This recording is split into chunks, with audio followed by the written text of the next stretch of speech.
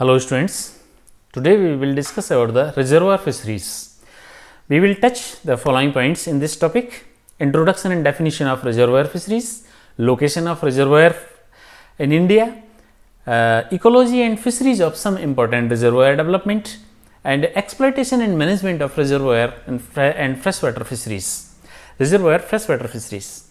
These are the points. So let's start. First of all, the introduction and definition of reservoir fisheries or reservoirs. What are reservoirs? Reservoir क्या होते हैं? सबसे पहले ये जानना जरूरी है कि रिजर्वायर होते क्या हैं.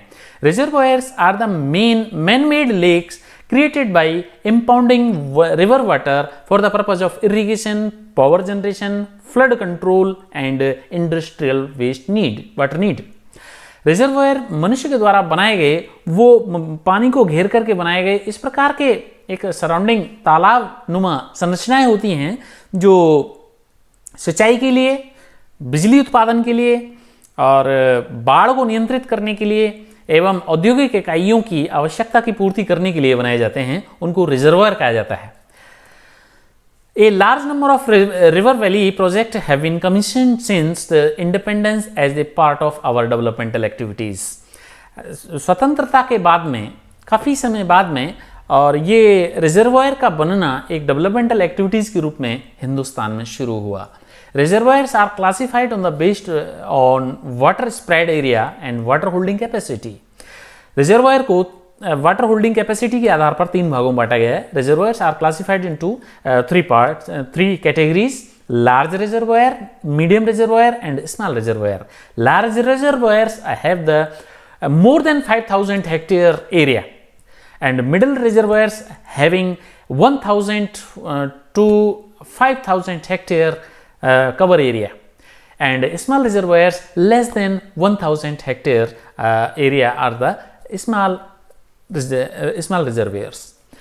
There are 56 large reservoirs in India having a water area of 11,40,268 hectare, and 180 medium reservoirs in India having a water area of 5,27,541 hectare, and 19,134 small reservoirs having a water area of about 14,85,557 hectares.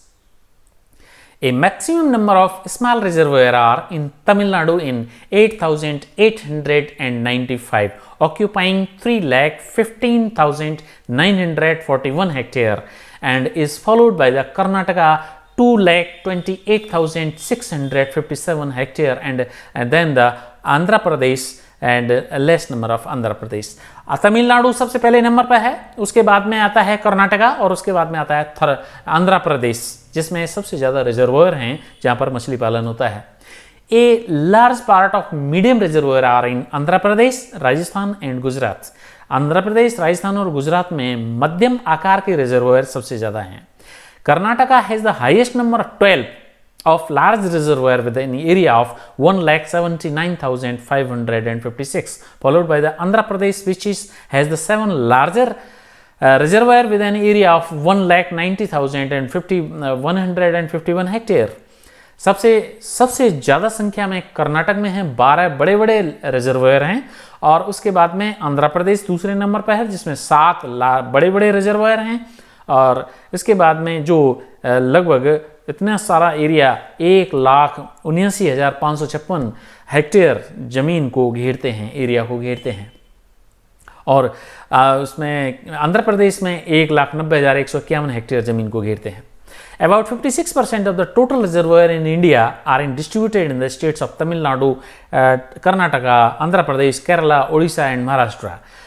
56%, पूरे हिंदुस्तान के 56% reservoir तो अकेले इन 4-5 राज्यों में ही हैं, तमिलनाडु में, कर्नाटका में, आंध्र प्रदेश में, केरला में, उड़ीसा में और महाराष्ट्र में.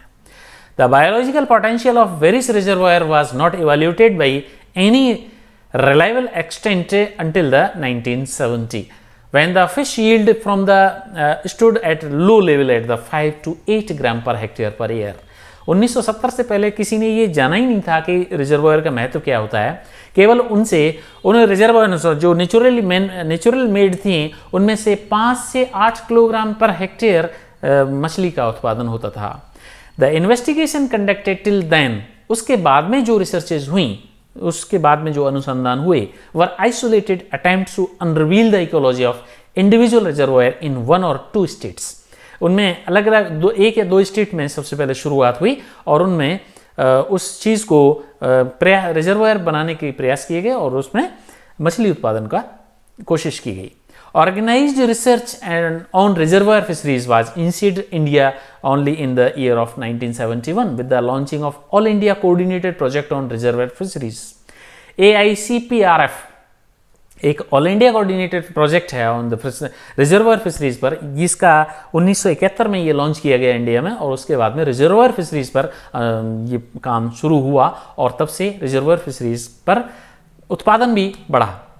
5 large reservoir representing distinct geoclimatic regions of the country were under its fold। ये बड़े बड़े जो लार्ज रिजर्वायर हैं उनको भी अब तक जाना पहचाना नहीं गया था। A 3 prolonged strategy comprising the selection of the appropriate mesh size of fishing gear and increased effort and stocking support has paid rich individuals dividend in the Bhavani Sagar and Govind Sagar, where annual fish yield increased from the 25.56 to 80.5 kilogram per hectare and 25.0 to 76.5 kilogram per hectare during the period of early 1970 to 1980।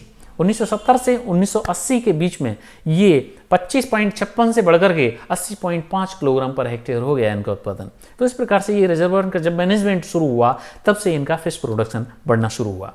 The average fish yield in the country is also registered at the in case of 15 kilogram per hectare by the mid 1980। The present yield is estimated 20 kilogram per hectare। 1980 में 15 kilogram per hectare से बढ़कर के और आज की तारीख में यानी 2000 में ये 20 किलोग्राम पर हेक्टेयर हो गई है। The fish fauna is comprised a major carp, catfish, minor carp and a large production of trash fishes, and the total number of 36 species of fish belonging to 13 families were identified in the reservoir। Among 13 families, Clupidae, Notopteridae, Cyprinidae, Siluridae, Chanidae, Bagiridae were most common।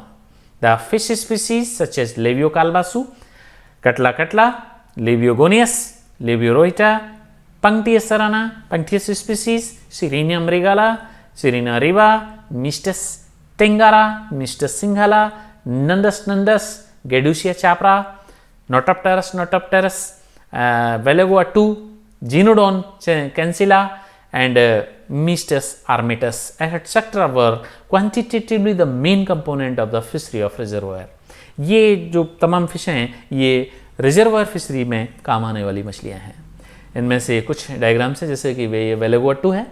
Velagoa2 is a long cylindrical fish which have the varvels on their head and 2 eyes and 1 dorsal fin having the supported by fin rays and a homocercal tail which is apicaudal lobe is larger than the hypocaudal lobe and the continuous ventral fin fold supported by fin rays is found, and the spiny fin rays are found, and pectoral and pelvic fin are placed nearly close to each other and operculum is present on the gills.